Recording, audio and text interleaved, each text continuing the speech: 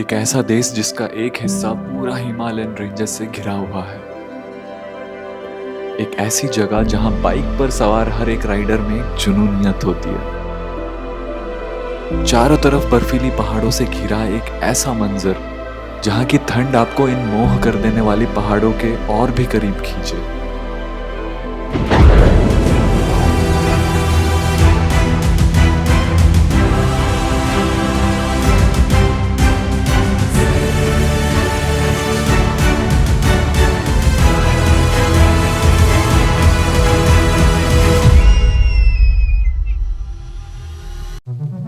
नेपाल की कल्पना मैंने बस हिमालय की विशालकाय बर्फ से ढकी पहाड़ों से की थी, और भारत का ये पड़ोसी देश कुछ और ही खूबसूरत राज अपने पहाड़ों पर बसे इन जगहों पे छुपा रखा है।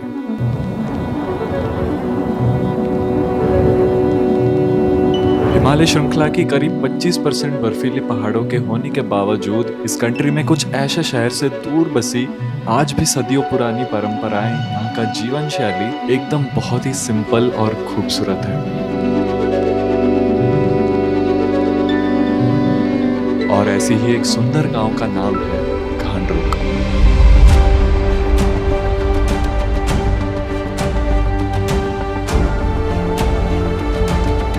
नेपाल की कास्की डिस्ट्रिक्ट में बसा एक ऐसा गांव जहां से द ग्रेट हिमालयस की अन्नपूर्णा रेंजेस करीब से नजर आती हैं।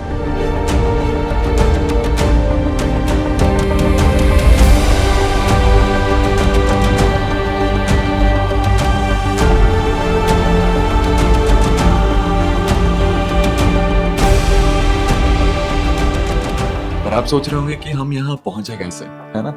एक लंबी राइड इंडिया से नेपाल तक करते हुए हम पहुंचते हैं पोखरा सिटी। अब ये कैसे, कितने दिनों की, ये सब कुछ मैं अगले वीडियो में बताऊंगा।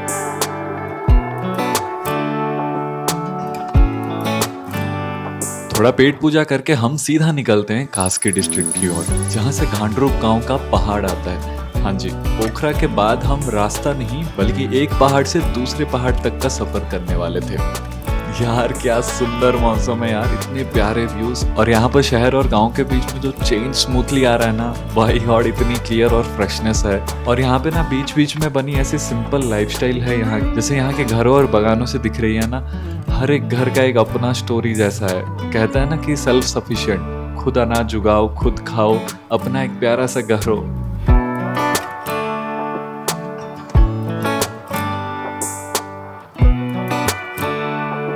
वाह यार, वैसे मुझे बड़ा मन था ऐसे लोकल लोगों के साथ थोड़ा इंटरैक्ट करूं, पर मुझसे हो नहीं पाया। Like I am still trying to be that outwardness. अभी मतलब मुझे में अभी तक वो नहीं आई है यार, मैं सीख रहा हूँ, ट्राई कर रहा हूँ सब। नेपाल का दूसरा दिन, आज हम जा रहे हैं घांड्रुक विलेज। और जाने से पहले ऐसे बढ़िया प्यारे प्यारे नज़ारे हमें देखने मिल रहे बीच बीच में, तो हम रुके जा रहे हैं छोटी छोटी स्पॉट्स पे। यो देखो कितना मस्त गांव है। छोटा सा एक जमीन हो, ऐसे एक छोटा कुटिया घर, ऐसे पहाड़ों के बिल्कुल सामने, और ऐसी एक बाइक बड़ी वाली खड़ी है। बस और कुछ नहीं चाहिए जिंदगी में। ये ऐसा मेरे को ऐसा फ्लैट में नहीं रहना, ऐसा ही एक घर हो लेकिन अंदर अंडरग्राउंड में बेसमेंट बना हुआ, ऐसा पूरा पीसी सेटअप, लेकिन ऊपर ऐसा ही दिखेगा मुझे।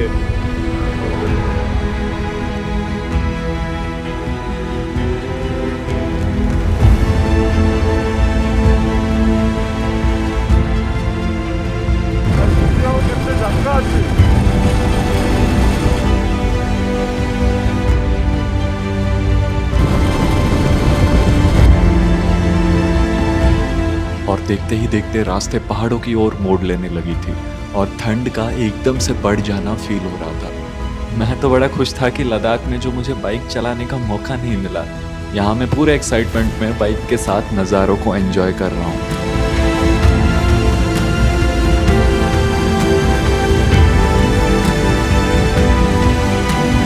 आसमान से नज़ारा मानो इंडिया का हिमाचल या उत्तराखंड के मसूरी जैसा था। फर्क सिर्फ इतना था कि यहाँ के पहाड़ दूर दूर तक फैले हुए थे। ऐसा कितना प्यारा सुंदर सा गांव है। ऐसे एक एक प्लेन एरियाज में लेवल्स होते होते घर बने, पूरी ग्रीनरी और कोई कुछ काम कर रहे हैं, कोई खेती बाड़ी कर रहे हैं, कोई कुछ लकड़ियाँ तोड़ के ला रही हैं। कितना होलसम है ना। और पूरे वहाँ बारिश हो रही है इसलिए थोड़ी फॉगी टाइप हो चुकी है और शाम होते होते पूरा स्काई ऐसा ऑरेंज।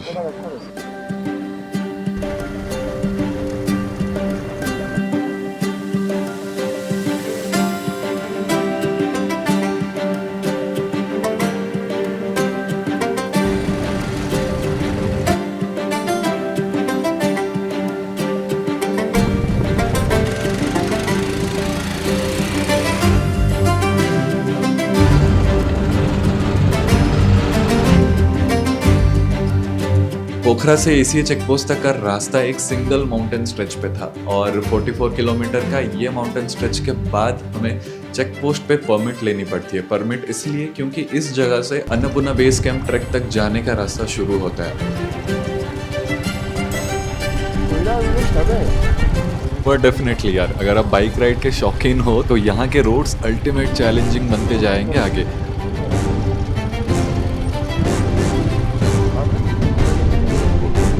वैसे वेदर इतना चिल्ड था कि हमें बाइक खींचने में मजा ही आ रहा था।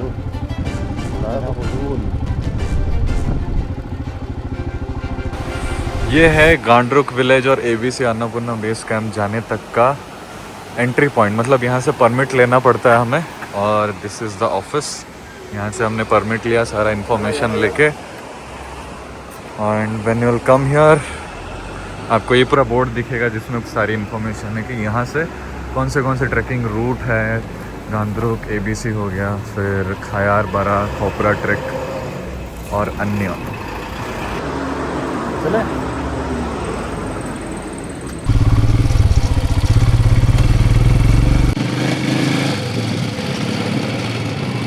यो फोन क्यों उठाया नहीं? ऐसे दिखा है ही नहीं।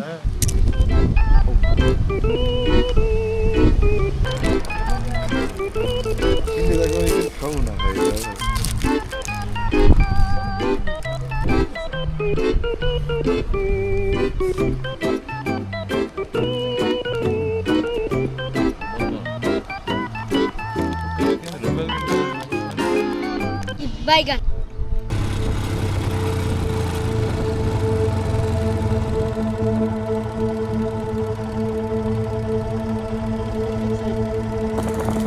हिमालयस के जितना करीब हम अपनी बाइक दौड़ा रहे थे रास्ते उतने ही खराब होते जा रहे थे। मैं तो यही कहूँगा, अगर आपको बाइक राइड से ज़रा भी प्यार नहीं है तो दोस्त ये रास्ते आपको नानी याद दिला देंगे। और हाँ, ऐसी हाई अल्टीट्यूड वाली जगहों पे गूगल मैप्स पे भरोसा करना बिल्कुल भी सही नहीं है बॉस। इधर लिखा है गांदरुक, बेटा गांदरुक, वेलकम टू गांदरुक। और बहुत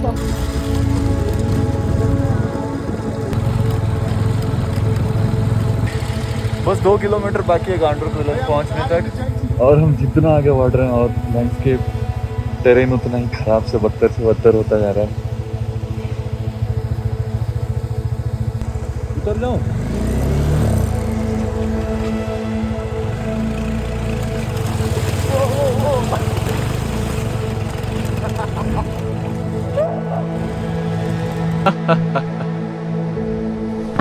अभी हम जा रहे हैं on the way to Gandruk village.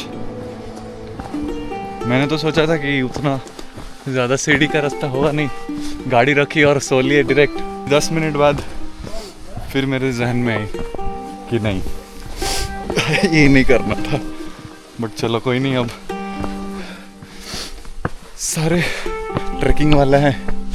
ये बंदा आया था पहली बारी एक्सप्लोर करने, इसको डबल मेहनत। सीढ़ी का रास्ता कुछ ऐसा है, मतलब पिछले 10 मिनट से लगातार हम चढ़ाई कर रहे हैं। एक तो समस्या थी कार को अच्छे से पार्क करना, फिर उसमें से जितना भी ट्रैकिंग या कैंपिंग का सामान है उसको नीचे उतारना। हालांकि मैंने कुछ किया नहीं, संदीप ने करा है, बाकी सब all right captain.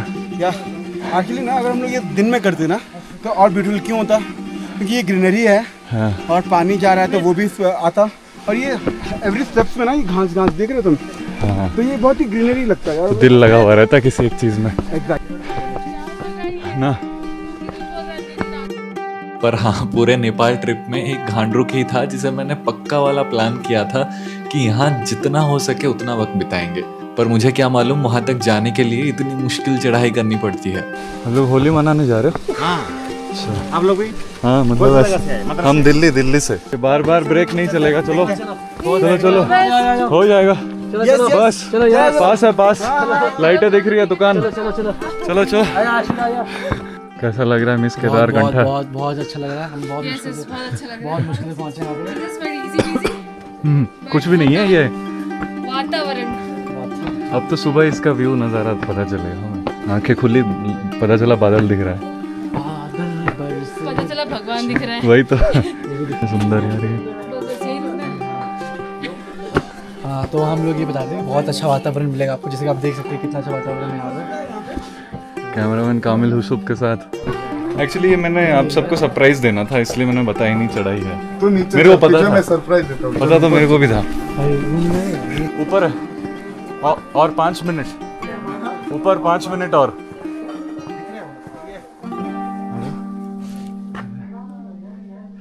Bear Grylls तक आ गए। दूर से खाने लग गए। क्या क्या फूल का नाम है? बुरास का फूल। इसको खा भी सकते हैं।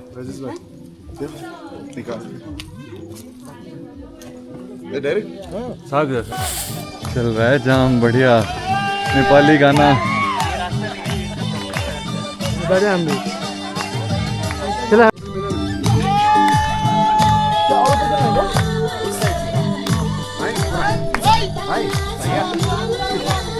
इसके ऊपर भी कुछ है क्या?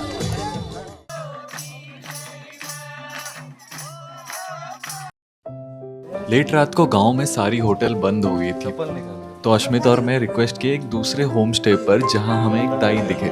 दाई मतलब नेपाली में भैया या भाई कहते हैं। फिर उन्होंने बड़े प्यार से हमें उनके किचन में बिठाया, उनकी कहानी बता रहे थे कि किस तरह उन्होंने 9th क्लास में लड़की भगा के शादी की। यहाँ हमें एक भी नहीं मिल रहा है शहर में भैया। और अंकल ने 9वीं क्लास में भाभी को भगा के ले आए। आप ही खाना बनाते हो? आप ही?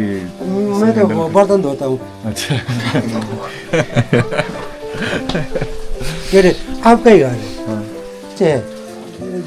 दो छोरी एक बेटा है। बेटा हम लोग आए थे ना, वो जो फूल क्या लाल कलर का फूल, वो क्या है? गुरास। वो खाया national flower in Nepal. National flower of Nepal. अच्छा इंडिया का एकदम बढ़िया दाई थे वो। और तो उन्होंने पहले ही कह दी थी कि थोड़ी चढ़ा रखी है मैंने, तो बुरा मत मानना अगर मैं ज्यादा बोल रहा हूँ। चढ़ गई आपको? तो हम लोग आज यहाँ पे लोकल फूड खाने वाले हैं। तुम लोगों ने मतलब इतना वेट करके यहाँ पे 1 घंटे से ऊपर लगाया है। तुम लोग क्या बना रहे थे यहाँ पे? हाँ मैं साग काट रहा था। सच क्या बात कर रहे सही में? आप बताओ वो नेपाली कैसे, कहाँ सीखी आपने? लद्दाख में गए थे तो रूम किसने सेट किए थे? आप नहीं, बट सीखी मैं कैसे? लद्दाख की जानता हूँ। नहीं क्या? This is called communication skill. आप लोग सब अपने अपने जगह पर सही है। हम हर नहीं जगह- नहीं नहीं, मेरे को भी ऐसे ये वाला चीज मुझे एक्वायर करना है। उसके लिए आपको मुझे अडॉप्ट करना पड़ेगा मेरी क्वालिटीज को। बाइक चलाना ही 90 में 100 में 120 में भगाने क्वालिटी नहीं। एक्सपीरियंस नहीं मतलब कुछ एक बेस लैंग्वेज होगा ना कि उसको लेके बाकी सब। Bro is increasing his aura. इतनी कड़कती ठंड में जैसे ही डिनर का पहला दाना पेट में जाता है ना, ओहो हो, जो संतुष्टि मिलती है तब, और एनर्जी भी आती है। थैंक यू दाई और भाऊजो हमारे लिए लेट अलग से खाना बनाने के लिए। और जब रात सुबह में तकदीर होती है तो हमें साक्षात हिमालयन रेंजेस की अन्नपूर्णा साउथ माउंटेन इतनी करीब से नजर आती है।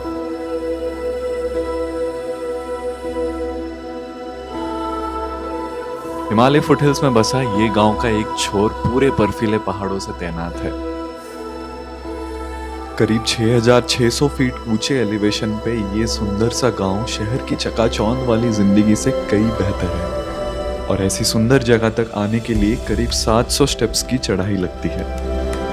सच में टेंट से निकलते ही ऐसा विशालकाय नज़ारा मैंने अपनी लाइफ में पहली दफ़ा देखा और महसूस किया।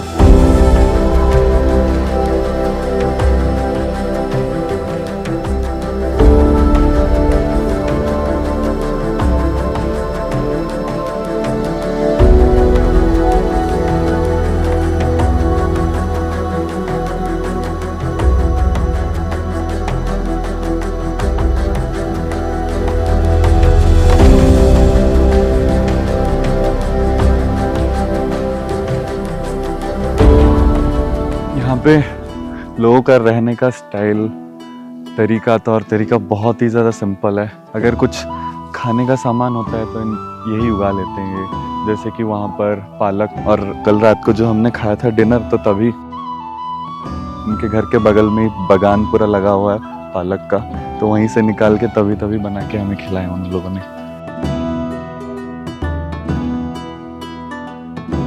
ये है पत्ता गोभी, फूल गोभी भी है, और वहाँ पे लेटस लगा है, देख रहे हो, ये लेटस। और वो जो छोटे छोटे घास है वो है गाजर, फिर मूली और तरह तरह के, जिसके तहत इन्हें बाहर वेजिटेबल्स खरीदने के लिए मार्केट के ऊपर निर्भर नहीं होना पड़ता। जो भी इनको खाना रहता है सब अपने गार्डन्स में उगाते हैं, और वही उनका भोजन का एक इम्पॉर्टेंट जरिया है। यहाँ पे साग भी लगे हुए हैं, इट्स लाइक लेटस ना, वही मैं सोच रहा हूँ गाँव में लेटस कैसे। बिल्कुल घर के आंगन के बगल में ही सब कुछ मिल जा रहा है आपको पेट भरने के लिए, और यहाँ का रहना तो क्या ही बताएं। जब हम मतलब सीढ़ियाँ चढ़ के आ रहे थे ना, तो हमें मालूम पड़ रही थी कि कितनी मुश्किल होती होगी लोगों को ऐसे शहरों से चीज़ें यहाँ तक लाने में, पर ऊपर आके देखा तो इनके पास एक अच्छी लाइफ जीने के लिए यहाँ उन्होंने सब कुछ ऐसे उगा रखा है। और ऐसे उतनी ऊंची हाइट पे होने की वजह से यहाँ पे जाना आना, मतलब एक घर से दूसरे घर तक जाने के लिए आपको ऐसे सीढ़ियों के थ्रू जाना पड़ता है, जो थोड़ा थकावट वाला चीज़ है, पर यहाँ के लोगों के लिए डेली का ये कम्यूट है। यहाँ पे जितने भी घर है ना, मतलब उनके पर्सनल घर भी है और बाजू में उनका होम स्टे भी है। अक्सर जो लोग आते हैं अन्नपूर्णा बेस कैंप ट्रैवल करने के लिए, उन्हें सरप्राइजिंग वाला गांव मिल जाता है। एंड मुझे पता था पहले से ये गांव के बारे में। कैंप ट्रैकिंग में शायद किसी और टाइम कर लूँगा, बट मुझे ये गांव को एक्सप्लोर करना था। वीडियो बनाते वक्त तभी मुझे पीछे एक दादी दिखती हैं, जिनका गार्डन मुझे बहुत प्यारा लगा। मैं पुकार लगाता हूँ कि दादी क्या आपका गार्डन मैं देख सकता हूँ, तो वो कहती है आ जाओ ऊपर।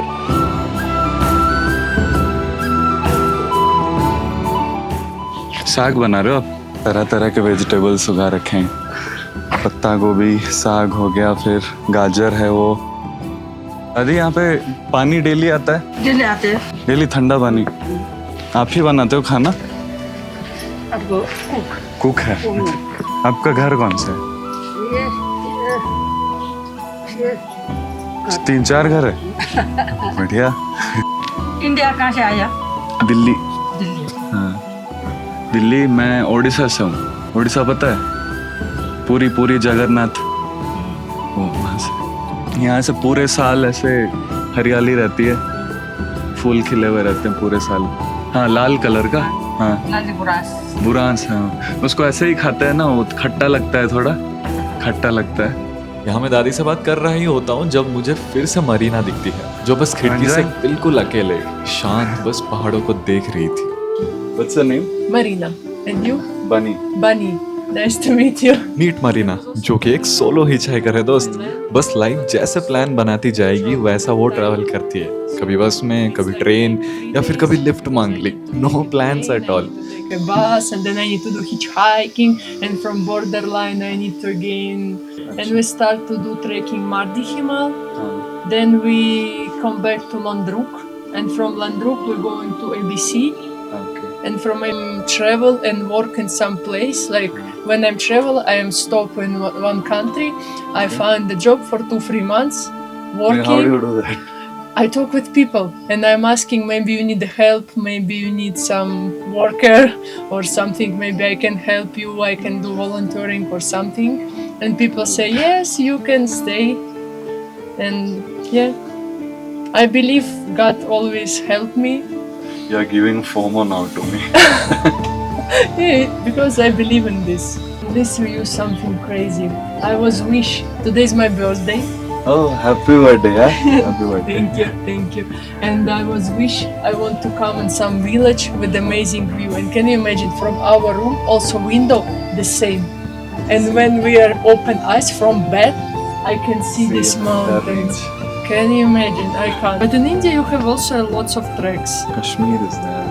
Uttarakhand is a very good I've been, place. yes, I've been in Himachal, Uttarakhand.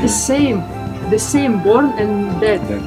You just know these 2 points will happen, but you don't know what will be happening in between. You Exactly. decide what to do.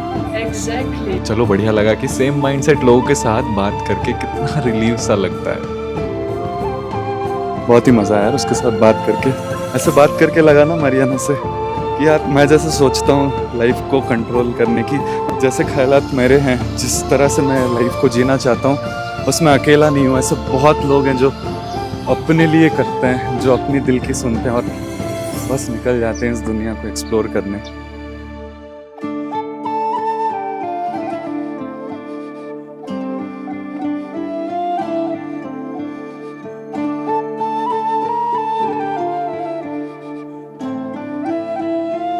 पोखरा साहब हम लोग काठमांडू से okay. Actually ना आज हमें ना Holi celebrate पोखरा में करना चाहिए था। मैं उनका पेज देख रहा था, कैटवॉक करके एक क्लब है, बहुत ही प्यारा होली सेलिब्रेट किया है वो लोग। आप लोग ने कैसे किया होली सेलिब्रेट? हम लोग भी नहीं कर रहे, एक्चुअली हमें भी पता नहीं था। आज पोखरा में करेंगे। आपके लिए आज होली के कल था? कल था लेकिन आज भी है। ओके, आज भी है। ओके, आप लोग कब जा रहे हो आज? आज हम काठमांडू जाएंगे सोच रहे हैं, क्योंकि हम लोग को रिटर्न होना है दिल्ली कल। तो पशुपतिनाथ टेम्पल है ना, वो थोड़ा इम्पोर्टेंट पैकेट। हाँ, गाड़ी में जा रहे हो? बाइक में एक कार है, 2 बाइक है, 3 बाइक है। कैसा रहा यहाँ तक? हम लोग दिल्ली से आए हैं बाइक पे। ए, दिल्ली से यहाँ तक बाइक में आया है? हाँ, रात में हम जैसे सीढ़ियाँ चढ़ते हुए ऊपर आए थे, हमें बिल्कुल मालूम नहीं पड़ रहा था कि कितना सुंदर है ये गांव, कैसा दिखता है। मैंने कहा भी था कि ये जो सीढ़ियाँ बनी है ना, इतना प्यारा है। फ्लावर्स हैं, येलो फ्लावर, अभी आप देखने वाले हैं फ्लावर्स। और मतलब ये सीढ़ियों का कंस्ट्रक्शन ही ऐसा बना है कि बीच बीच में गैप है, तो दैट की ना ग्रीनरी, ग्रास निकले तो फिर ग्रीनरी और अच्छा लगे। वही हर जगह आंखें घुमाऊं, पूरा ऐसे कलर्स हर तरफ कलरफुल दिखेगा। एग्जैक्टली।